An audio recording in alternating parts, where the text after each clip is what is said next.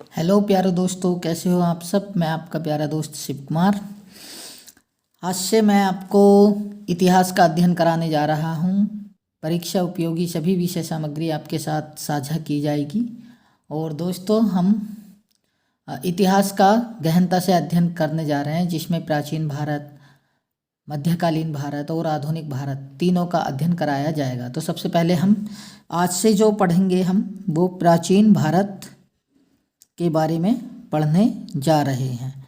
ठीक है दोस्तों, इसमें मैं आपको नोट्स भी बनवाऊंगा और इसमें आपको कुछ मैं बोलूँगा जिसको आपको लिखना है अपनी सुविधा अनुसार, और इम्पोर्टेंट चीज़ मैं शॉर्ट नोट्स बनाता जाऊंगा।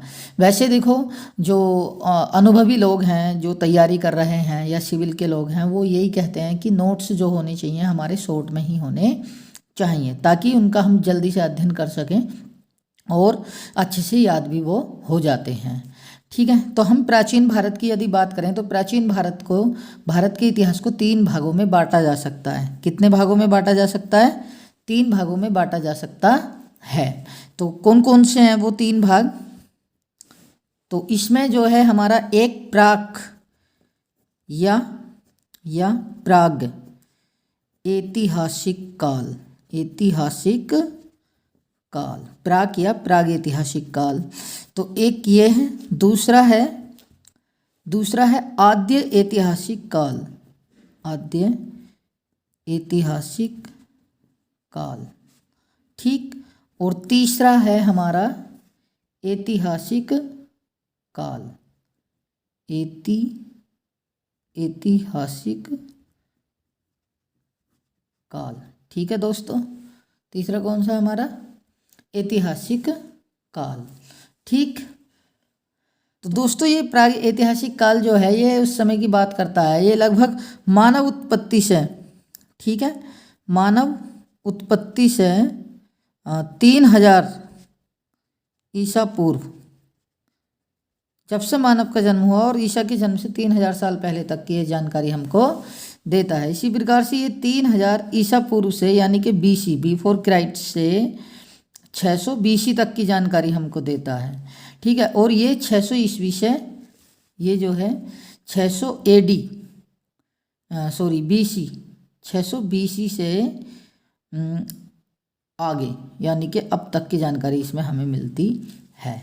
ठीक है, तो यहाँ पे आपको ध्यान ये देना है कि इसमें जो हमारा जो इसका जो आधार है, यहाँ ना तो कोई लेख पाया गया है, यहाँ पे कोई लिखित सामग्री भी नहीं है। आदि ऐतिहासिक काल में लिखित सामग्री पाई गई, लेकिन उसको पढ़ा नहीं गया। उदाहरण के लिए हड़प्पा काल। और आदि ऐतिहासिक काल में जो लिखित सामग्री मिली उसको पढ़ा भी गया, जैसे जैन ग्रंथ या बौद्ध ग्रंथ या अन्य धर्म ग्रंथ। ठीक है, तो इसमें फिर इसका जो अध्ययन करते हैं हम, प्रागैतिहासिक काल का जो अध्ययन करते हैं वो केवल औजारों वस्तुओं के आधार पर करते हैं।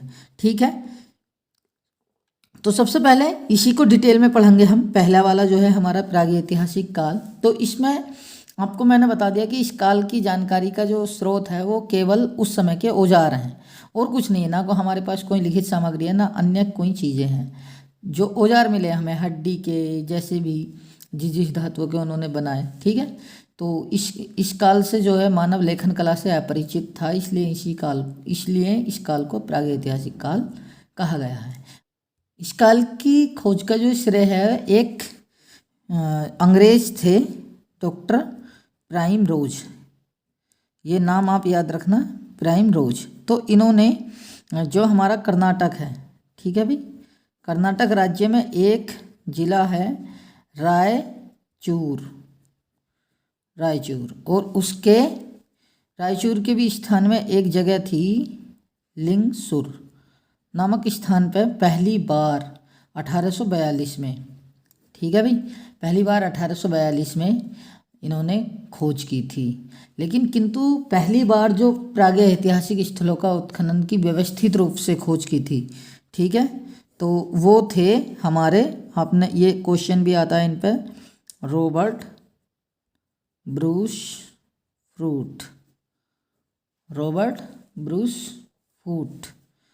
फूट, ठीक है भाई।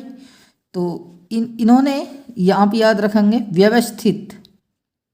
व्यवस्थित रूप से प्रागैतिहासिक स्थलों की खोज का कार्य, व्यवस्थित रूप से प्रागैतिहासिक, ठीक है भाई, स्थलों की खोज का श्रेय इन्हीं को है, ठीक है।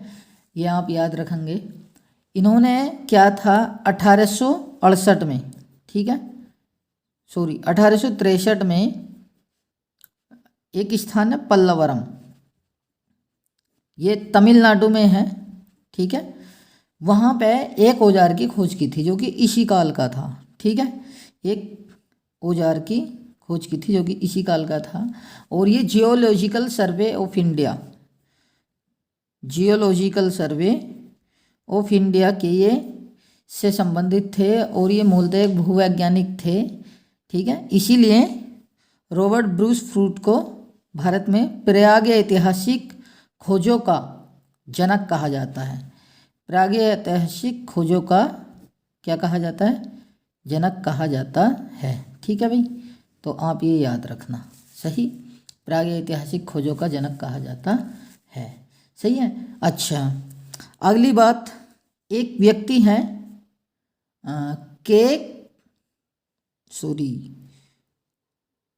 अगली बात, एक व्यक्ति है ए कनिघम,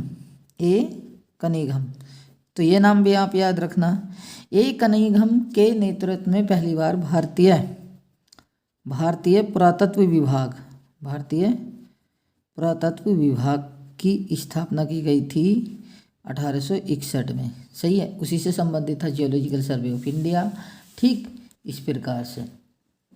और जब यह की गई थी तो उस समय जो भारत में गवर्नर जनरल थे वो थे लॉर्ड कैनिंग, ठीक है। तो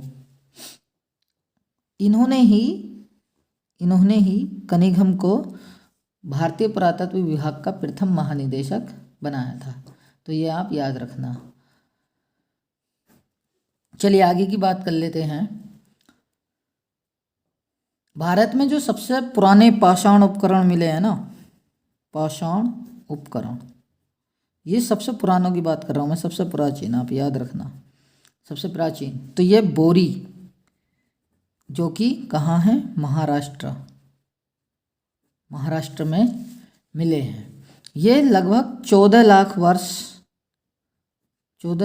वर्ष पूर्व के हैं। देखो कितने साल पहले के औजार हैं ये, मतलब जो ईसा का जो हड़प्पा काल है वो भी लगभग 5000 साल पहले की बात है आपसे, लेकिन आप ये देखो 14 लाख वर्ष पूर्व के औजार मिले हैं, ठीक। तो एक पुरातत्वविद हैं थॉमसन, कौन है भाई? थॉमसन। इन्होंने कोपेनहेग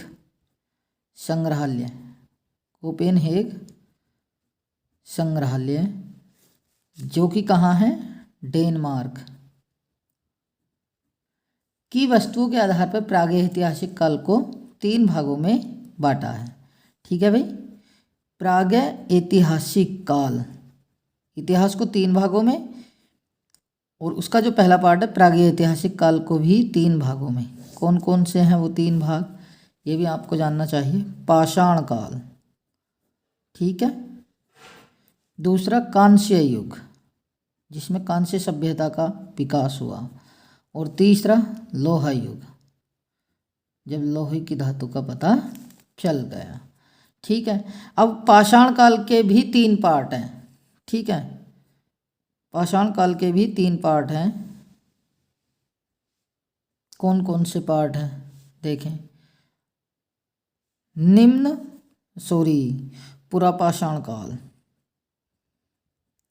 पुरापाषाण काल, फिर मध्य पाषाण काल, और तीसरा है नव पाषाण काल, सही। और इसमें फिर इसके भी 3 हैं, देखो आप ध्यान से समझ लेना और नोट्स बना लेना। इसमें पहला निम्न पुरापाषाण काल, ठीक है, फिर मध्य पुरापाषाण काल, और फिर उच्च पुरापाषाण काल, तो ये है। चलिए, तो पुरापाषाण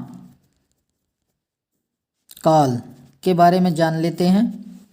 क्या क्या है यहाँ देखो, इस समय पे लोग जो थे वो आखेटक थे। इस समय के लोग आखेटक मतलब शिकारी थे, शिकार करके अपना पालन पोषण करते थे। सही है। पशुपालन का उन लोगों को ज्ञान नहीं था। आग का ज्ञान था उन्हें, समझना ध्यान से सुनना, कहीं मिलेगा आपको नहीं था। आग का ज्ञान था लेकिन उसका उपयोग कैसे होगा ये नहीं पता था। आग का यूज वो नहीं कर पाते थे। ठीक है। औजारों की यदि बात करें पुरापाषाण काल में, आपको ये ध्यान रखना है, ये इम्पोर्टेंट है, पुरापाषाण काल में सबसे ज़्यादा है। तो इसमें क्या है, औजार स्फटिक या क्वार्टरजाइट के बने होते थे। स्फटिक कठोर धातु होती हैं या क्वार्टजाइट नुकीले पत्थर की तरह बने होते थे, और इनमें फलक तथा शल्क बने होते थे। ठीक है भाई, इनमें क्या बने हुए होते थे, फलक तथा शल्क। फलक तथा शल्क क्या होते हैं दोस्तों, चौड़े चौड़े उनके वो फलके से होते थे, जैसा भाला का होता है तो वो थोड़े चौड़े चौड़े होते थे। इसलिए जब ये जो औजार मिले हैं यहाँ पे, ये इन पे बहुत ज़्यादा ये बनी हुई है, इसलिए इसको हम पुरापाषाण काल को फलक संस्कृति भी कहते हैं। तो ये आप याद रखना। ठीक। इस काल में दो संस्कृतियाँ और मिलती हैं देखने के लिए। सही है। जिसमें एक है हमारा मद्रास, सारा इम्पोर्टेंट है ये, मद्रास संस्कृति। ठीक है। इसमें यहाँ पे जो औजार हैं वो हैंडेक्स औजार हैं। हैंडेक्स औजार ये बड़े महत्वपूर्ण है। मतलब इसमें देखो, इसमें ऐसे औजार मिलते हैं जिनमें हत्ता लगा हुआ होता था। हैंडेक्स का मतलब जिनमें हत्ता लगा हुआ होता था, जैसे कुल्हाड़ी। ठीक है, कुल्हाड़ी में हत्ता होता है ना हाथ से पकड़ने के लिए, गंडासा। सही। और तुम्हारा हस्त कुठार। ठीक है भाई, ये बात आप समझ लेना। इसमें जो दूसरी मिली है एक संस्कृति और जो मिली है, वो मिली है सोहन नदी की घाटी से। सोहन नदी की घाटी से। ठीक है। सोहन नदी की घाटी मतलब यहाँ पे क्या मिला है, चापार, चापिंग, चेबुल। चापार, चाबिंग, चेपुल औजार मिले हैं। ठीक है। तेज धारदार होते हैं ये भी। सही है। तो ये आप याद रखेंगे। देखो, तीन प्रकार हो गए। एक फलक और शल्क वाला भी किससे संबंधित है, पाषाण काल से संबंधित है। सही है भाई। और एक आपका ये हैंडेक्स संस्कृति या मद्रास संस्कृति भी पाषाण काल से है, और ये चापार, चाबलिंग, चेपुल ये भी इसी से संबंधित है। सही। तो यहाँ पे जो स्थान है, तो एक तो आपका ये है, देखो सोहन नदी की घाटी, यहाँ से मिले हैं औजार पुरापाषाण काल के। और दूसरा जो स्थल है एक, वो तमिलनाडु में है, अतीर पक्कम। ठीक है भाई, अतीर पक्कम कहाँ है ये, तमिलनाडु में। इसकी जो खोज की है एक रॉबर्ट ब्रूस फ्रूट के मित्र थे, किंग। उनका नाम ही किंग था। ठीक है, कोई राजा वाजा नहीं है, नाम था। किंग ने खोज की। सही है। आगे इसमें चलते हैं हम। एक स्थान और मिला, हथनोरा। ठीक है भाई, हथनोरा। ये थोड़ा टॉपिक हार्ड है, आपको हो सकता है समझ में ना आए, लेकिन आप थोड़ा सा पेशेंस रखेंगे और आगे की जो वीडियो आएंगी आपको बहुत अच्छे से समझ में आएंगी। तो यह एमपी में है और नर्मदा नदी घाटी में स्थित था। सही। यहाँ से जो मिला है मानव खोपड़ी एवं कंकाल। देखो सुनना, मानव खोपड़ी एवं कंकाल का प्रथम साक्ष्य है। ये तो इम्पोर्टेंट है ना, पूरे भारत में। समझ में आ गई बात। सबसे पहले कहीं अगर खोपड़ी या कंकाल मिला है तो वो हथनोरा मध्य प्रदेश नर्मदा नदी की घाटी में। और इसको आप ऐसे ट्रिक से भी याद कर सकते हैं, हथौड़ा मारा, हथौड़ा निकला खोपड़ा। ठीक है, हथनोरा खोपड़ा या खोपड़ी। सही है। कंकाल, इसी में एक यहाँ पे स्थान है भीमबेटका की गुफाएं। भीमबेटका की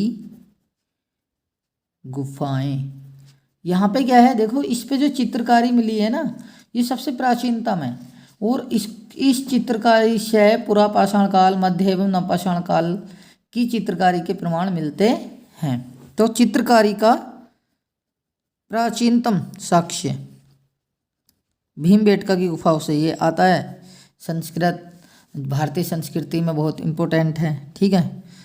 चित्रकारी, उससे और भी जानकारी हमें मिलती है। अगर अपनी यूपी की बात करें तो यूपी में भी याद रखना, क्योंकि जब यूपी से संबंधित आप एग्ज़ाम देंगे तो उनमें आता है ये। मिर्ज़ापुर से जो मिला है, इसमें यहाँ से तीनों काल के औजार मिले हैं। तीनों काल के मतलब, तीनों काल का मतलब है पुरापाषाण काल, मध्यपाषाण काल और नवपाषाण काल, तीनों काल के औजार मिले हैं।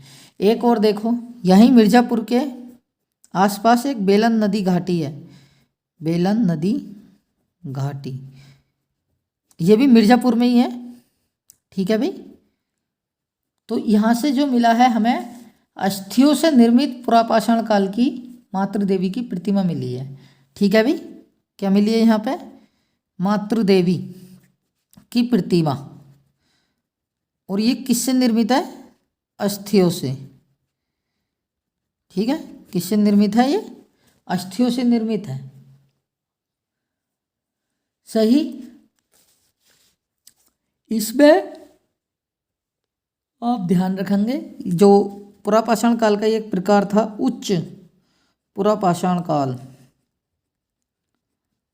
उच्च पुरापाषाण काल, यही जो है आपका होमोसेपियंस, इसी को होमोसेपियंस कहा जाता है, होमोसेपियंस का काल कहा जाता है। मतलब ये वो काल है जहाँ पे ज्ञानी मानव का, यानी कि आधुनिक मानव का उद्भव हो गया था, ठीक है। आधुनिक मानव का उद्भव हो गया था। यहाँ से आगे कल से जो हम पढ़ेंगे वो मध्य पाषाण काल पढ़ेंगे। और दोस्तों, आपको कैसा लग रहा है, आप मुझे अपनी राय ज़रूर लिख करके भेजें। यदि आपको कोई चीज़ समझ में नहीं आ रही है या कहीं कठिनाई हो रही है तो आप मुझको बताएं, कमेंट बॉक्स में लिखें। और दूसरा दोस्तों, आप इस वीडियो को शेयर करें, अपने साथियों को ज़्यादा से ज़्यादा तक पहुंचाएं, ताकि हमें भी कुछ प्रेरणा मिले और आगे और करने का, अच्छा करने का हम प्रयास करें आपकी इस प्रेरणा से। तो इस चीज़ के लिए आपको बहुत बहुत धन्यवाद रहेगा, यदि आप हमारी वीडियो शेयर करते हैं तो। धन्यवाद।